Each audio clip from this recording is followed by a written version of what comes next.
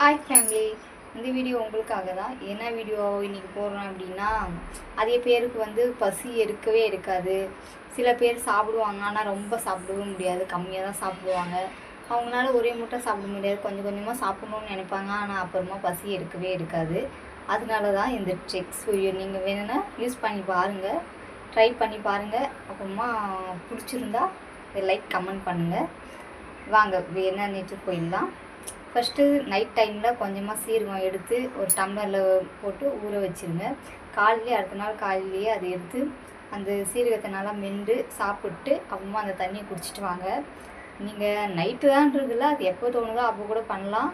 நீங்கள் அப்படியும் பண்ணலாம், இல்லைன்னா சுடு தண்ணி வச்சு அதில் சீரகத்தை போட்டு நல்லா கொதிக்க வச்சு நல்லா ஆற வச்சு அதுக்கப்புறமாவும் அது மாதிரி சாப்பிட்லாம். அப்படி நீங்கள் சாப்பிட்டு வந்தீங்களான்னா உங்களுக்கு அடிக்கடி நல்லா சாப்பிட முடியும், ஜீரணமும் ஆகும்.